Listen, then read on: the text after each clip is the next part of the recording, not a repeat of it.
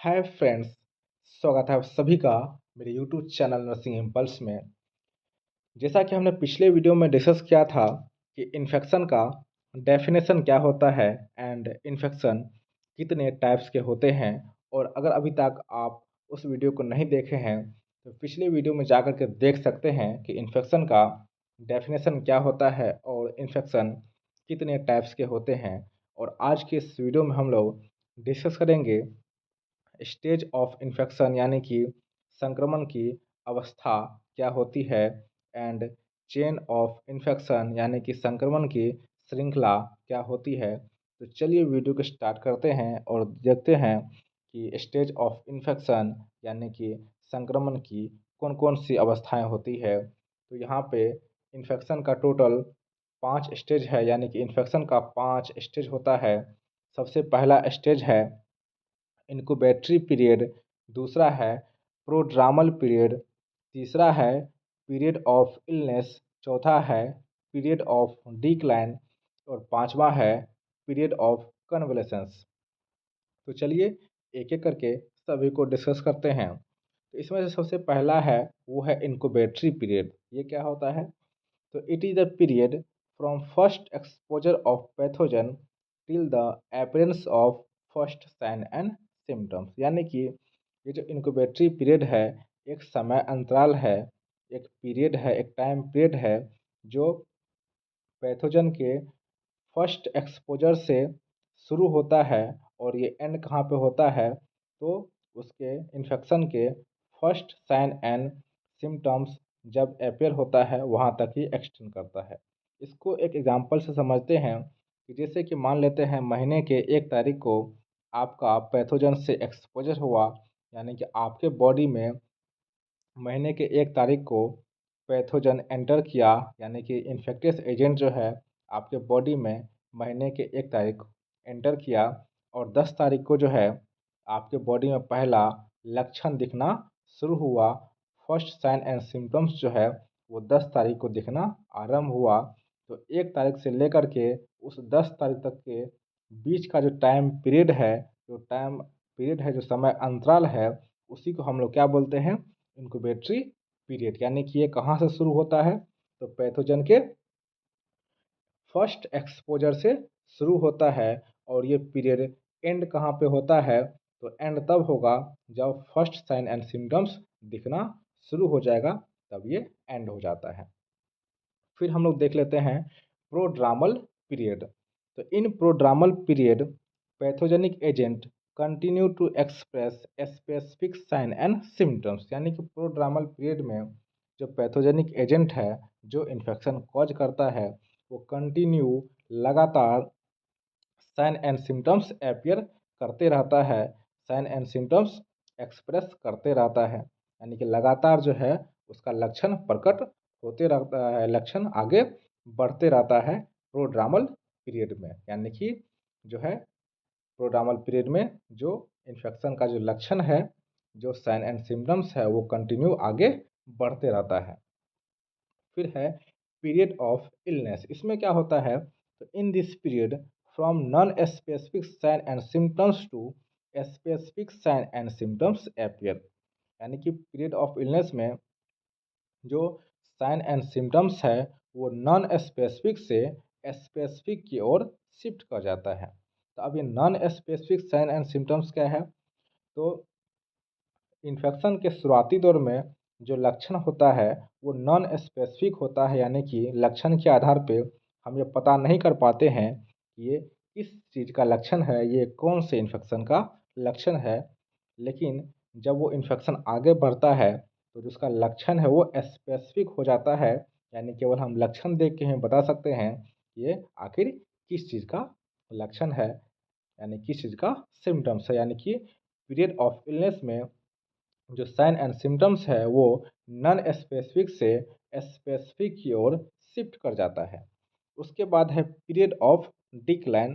यानी कि इसमें क्या होता है? In this period sign and symptoms begins to decline. यानी कि जो बीमारी का लक्षण है, जो इन्फेक्शन का लक्षण है, वो घटना शुरू हो जाता है, घटने लगता है।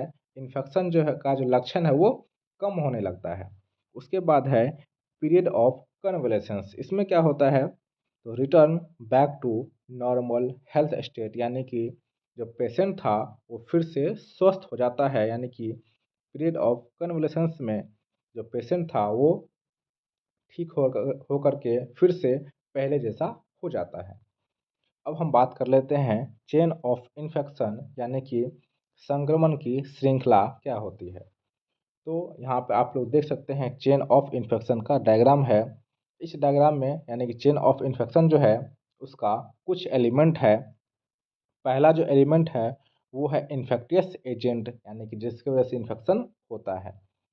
फिर है रिजर्वायर। तो यहाँ पे हम लोग थोड़ा सा ओवरव्यू कर लेते हैं, फिर इसी वीडियो में हम लोग इसको डिटेल में डिस्कस करेंगे आगे इसी वीडियो में। तो जो पहला है वो है इन्फेक्टियस एजेंट, यानी कि जिसकी वजह से संक्रमण होता है।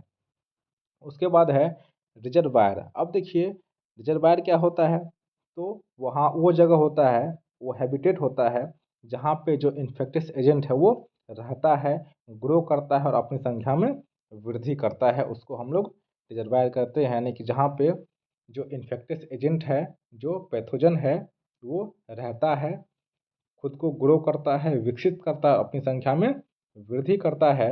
उसी को हम लोग क्या बोलते हैं, रिजर्वायर कहते हैं। यानी कि जो रिजर्वायर है वो सिंपली सा एक हैबिटेट है जहाँ पे वो इन्फेक्टिस एजेंट रहता है।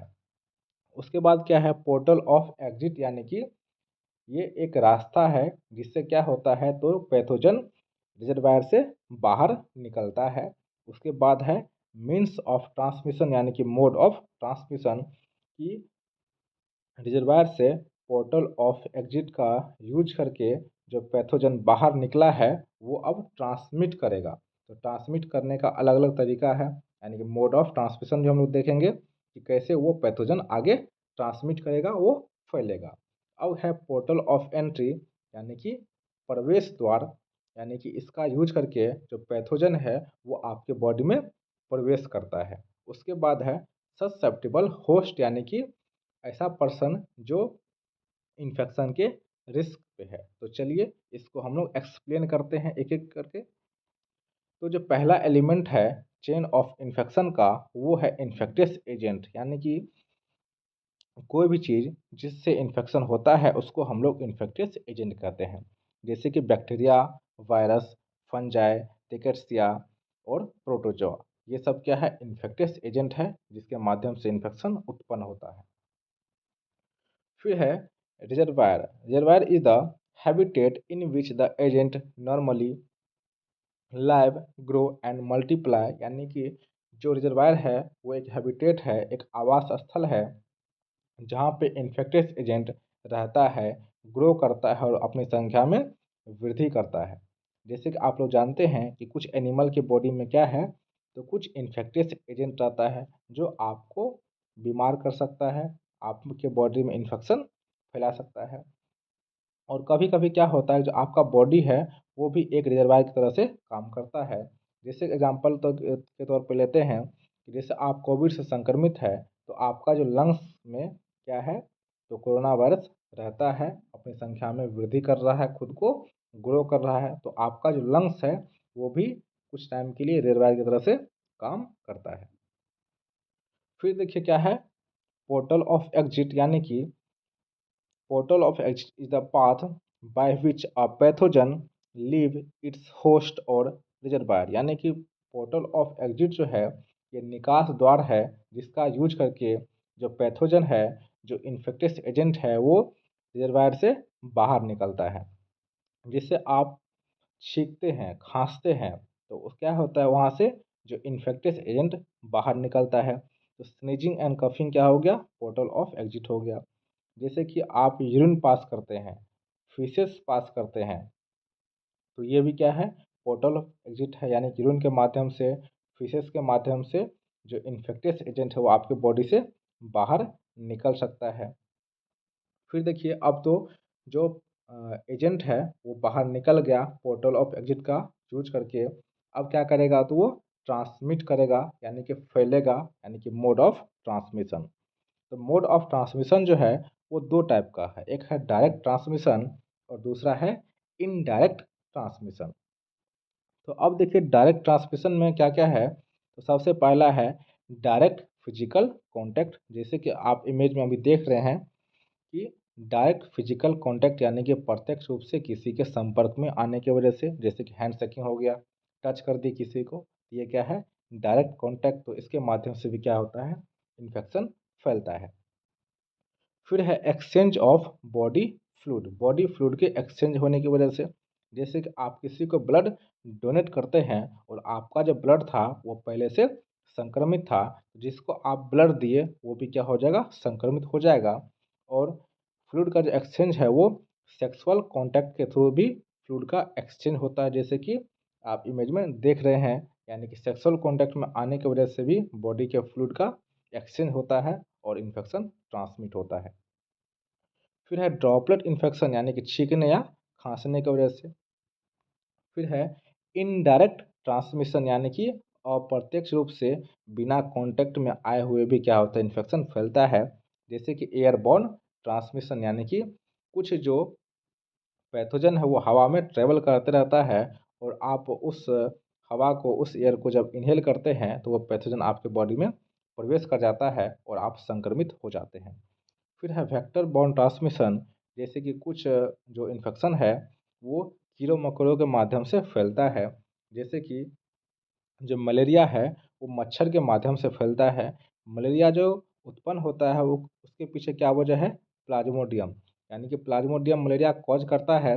लेकिन प्लाज्मोडियम जो है वो ट्रैवल कैसे करता है, तो एक वेक्टर का यूज करता है, मॉस्किटो का यूज करता है। यानी कि प्लाज्मोडियम मॉस्किटो का यूज करके वो ट्रैवल करता है। तो यहाँ पे मॉस्किटो जो है वो वेक्टर हो गया, यानी कि उसका वाहक हो गया, उसका वाहन हो गया। फिर है व्हीकल बॉर्न ट्रांसमिशन, यानी कि यहाँ पे क्या है, तो जैसे कि आपका फूड हो गया, कंटामिनेटेड फूड हो गया, मिल्क हो गया, वाटर हो गया, तो क्या होता है इसके माध्यम से भी कुछ इन्फेक्शन फैलता है।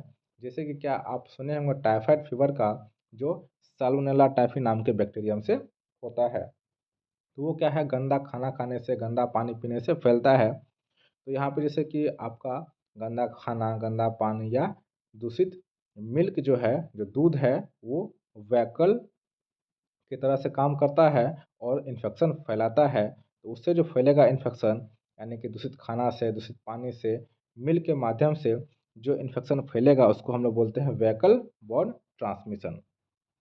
अब है पोर्टल ऑफ एंट्री, यानी कि प्रवेश द्वार, यानी कि portal of entry is the route that a pathogen uses to enter the body, यानी किस रूट का उपयोग करके जो पैथोजन है, जो इन्फेक्टियस एजेंट है वो आपके बॉडी में प्रवेश करता है। यानी कि जो इन्फेक्टियस एजेंट है वो कहाँ कहाँ से आपके बॉडी में प्रवेश कर सकता है, कौन कौन से रास्ते से आपके बॉडी में प्रवेश कर सकता है। तो पहला है ब्रोकन स्किन एंड इंसिजन, जैसे कि आपके स्किन पे, त्वचा पे कहीं पे कट लगा हुआ है, तो उस कटे हुए भाग से पैथोजन आपके शरीर में प्रवेश कर जाता है। दूसरा है रिस्पिरेटरी ट्रैक, आप जो इनहेल करते हैं, सांस अंदर लेते हैं, तो वहाँ से भी क्या होगा, तो आपके बॉडी में पैथोजन प्रवेश कर सकता है, तो वो भी क्या हो गया पोर्टल ऑफ एंट्री हो गया। फिर है म्यूकस मेम्ब्रेन, उसके माध्यम से भी वो एंटर कर सकता है। फिर है कैथेटर्स एंड ट्यूब, उसके माध्यम से भी पैथोजन आपके बॉडी में प्रवेश कर सकता है। फिर है ससेप्टेबल होस्ट, यानी कि susceptible host is any person who is at risk for infection, यानी कि जिसको इन्फेक्शन का खतरा है, जिसको इन्फेक्शन होने वाला है, उसको बोलते हैं ससेप्टेबल होस्ट। तो अगर आपको वीडियो अच्छी लगी हो तो चैनल को लाइक और सब्सक्राइब करना ना भूलें। तब तक के लिए धन्यवाद।